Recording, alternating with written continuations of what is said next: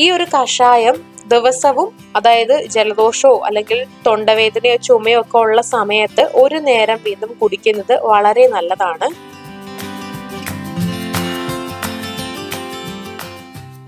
കാലാവസ്ഥ മാറുന്നതിനനുസരിച്ചൊക്കെ ഒട്ടുമിക്കവർക്കും ഉണ്ടാകാൻ സാധ്യതയുള്ള ഒന്നാണ് ചുമയും ജലദോഷവും ഒക്കെ. ഈ ഒരു പ്രശ്നത്തിന് നമുക്ക് വീട്ടിൽ പരിഹാരം കണ്ടാലോ? സാധാരണ ചുമയും ജലദോഷവും ഒക്കെ കുറയാനായിട്ട് സഹായിക്കുന്ന ഒരു കഷായമാണ് ഇന്ന് നമ്മൾ തയ്യാറാക്കാനായിട്ട് പോകുന്നത്. എങ്ങനെയാണ് ഈ കഷായം തയ്യാറാക്കുക എന്ന് നോക്കാം. ഈ കഷായം തയ്യാറാക്കാനായിട്ട് ഞാനിവിടെ ഒരു സവോളയുടെ പകുതി ഭാഗം, അതായത് കുറച്ച് വലിയ സവോളയുടെ പകുതി ഭാഗം നന്നായിട്ട് മിക്സിയിലിട്ട് അരച്ചു വെച്ചിട്ടുണ്ട്. ഇങ്ങനെ ഒരു 2 സ്പൂൺ ഉണ്ട്. അപ്പോൾ ഇതെടുക്കുക. ഇനി വേണ്ടത് ശർക്കരയാണ്. 2 സ്പൂൺ ശർക്കര എടുക്കുക. കരിപ്പിട്ട ശർക്കരയാണെങ്കിൽ ഏറ്റവും നല്ലത്. ഇനി വേണ്ടത് 1 സ്പൂൺ ചായപ്പൊടി, തുളസി, മഞ്ഞൾ, ആവശ്യത്തിന് വെള്ളം എന്നിവയാണ്. അപ്പോൾ ഞാനിവിടെ ഒരു പാനില് 4 ഗ്ലാസ് വെള്ളം എടുക്കുന്നുണ്ട്. 4 ഗ്ലാസ് വെള്ളം കൊണ്ടാണ് നമ്മൾ തയ്യാറാക്കാനായിട്ട് പോകുന്നത്.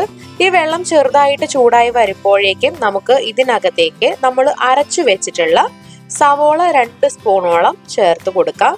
ചുമയും അതുപോലെ തന്നെ ജലദോഷവും കൂടിയ പനിയും അതുപോലെ തൊണ്ടവേദനയും ഒക്കെ കുറയ്ക്കാനായിട്ട് ഈ സവോള വളരെ നല്ലതാണ്.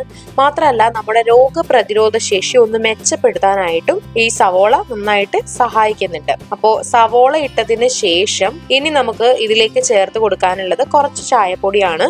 ചായപ്പൊടി ഇട്ടതിന് ശേഷം നമുക്ക് ശർക്കര ചേർത്ത് കൊടുക്കാം. ശർക്കര 1-2 സ്പൂൺ ചേർത്ത് കൊടുക്കുക. ശർക്കര വെറുതെ മധുരത്തിന് വേണ്ടി മാത്രം ചേർക്കുന്നതല്ല, നമ്മുടെ ചുമയും അതുപോലെ കഫക്കെട്ടും ഒക്കെ കുറയ്ക്കാനായിട്ട് ഇത് സഹായിക്കും. അതുപോലെ നമ്മുടെ ഇമ്മ്യൂണിറ്റി ബൂസ്റ്റ് ചെയ്യാനായിട്ടും ഇത് സഹായിക്കുന്നുണ്ട്. ഇപ്പൊ ശർക്കര ചേർത്ത് കഴിഞ്ഞു. ഇനി നമുക്ക് തുളസി ഇലകള് ഇതിലേക്ക് കഴുകിയതിന് ശേഷം ഇട്ട് കൊടുക്കാം.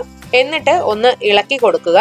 തുളസിയിൽ ആന്റി മൈക്രോബിയലും ആന്റി ഇൻഫ്ലമേറ്ററിയും ആയിട്ടുള്ള ഗുണങ്ങളുണ്ട്. ഇതൊക്കെ നമുക്ക് ചുമയും അതുപോലെ ജലദോഷവും ഒക്കെ കുറയ്ക്കാനായിട്ട് സഹായിക്കും. എല്ലാം കൂടെ ഇട്ട് നന്നായി ഇളക്കി ഇനി നമുക്ക് നന്നായിട്ട് തിളപ്പിച്ചെടുക്കണം. കുറച്ച് തിളച്ച് വന്നു കഴിയുമ്പോഴേക്കും നമുക്ക് ഇതിലേക്ക് ഒരു 1/4 സ്പൂണോളം മഞ്ഞൾ ചേർത്ത് കൊടുക്കാം. മഞ്ഞൾ ചേർക്കുന്നത് വളരെ നല്ലതാണ്. നമ്മൾ പണ്ട് കാലം മുതൽക്കേ മഞ്ഞളൊക്കെ യൂസ് ചെയ്യുന്നുണ്ട്.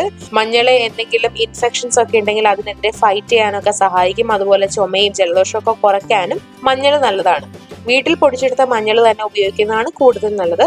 ഇനി എല്ലാം കൂടെ നന്നായിട്ട് തിളച്ച് കുറച്ചൊന്ന് വറ്റി വരാനായിട്ട് വിടുക. 1 ഗ്ലാസ് വെള്ളം വറ്റിക്കണം. അപ്പൊ നമ്മളിവിടെ നന്നായിട്ട് വെള്ളമൊക്കെ വറ്റിച്ച് നമ്മുടെ കഷായം തയ്യാറാക്കി എടുത്തിട്ടുണ്ട്. ഇതൊരു ഗ്ലാസ്സിലേക്ക് ഒഴിച്ചു കൊടുക്കാം.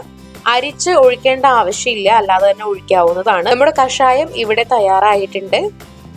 ഈ ഒരു കഷായം ദിവസവും, അതായത് ജലദോഷമോ അല്ലെങ്കിൽ തൊണ്ടവേദനയോ ചുമയോ ഒക്കെ ഉള്ള സമയത്ത് ഒരു നേരം വീതം കുടിക്കുന്നത് വളരെ നല്ലതാണ്.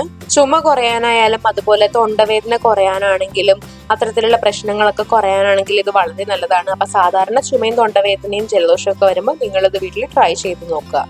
നമ്മുടെ എല്ലാവരുടെയും വീട്ടിൽ സവോളയും അതുപോലെ തന്നെ ശർക്കരയും ഒക്കെ എടുക്കാനായിട്ടുണ്ടാവും. അപ്പോൾ ഇതുപോലെ ചുമയും ജലദോഷവും തൊണ്ടവേദനയൊക്കെ ഉള്ള സമയത്ത് ഇതുപോലെ ഒരു കഷായം തയ്യാറാക്കി കുടിച്ചു നോക്കിയാൽ മതി. നമുക്ക് പെട്ടെന്നൊരു റിലീഫ് കിട്ടും. അതുപോലെ ഇത് കുടിക്കുമ്പോൾ 200 മില്ലി താഴെ മാത്രം കുടിക്കാനായിട്ട് ശ്രദ്ധിക്കുക. ഇത് ചുമയും ജലദോഷവും ഉള്ള ദിവസങ്ങളിലൊക്കെ കുടിക്കുക. അപ്പോൾ ഈ വീഡിയോ എല്ലാവർക്കും ഇഷ്ടമായെന്ന് വിചാരിക്കുന്നു. ഇഷ്ടമായെങ്കിൽ ലൈക്ക് ചെയ്യുക, ഷെയർ ചെയ്യുക. ഇതുപോലുള്ള കൂടുതൽ വീഡിയോകൾക്കായി സമയം മലയാളം സബ്സ്ക്രൈബ് ചെയ്യുക.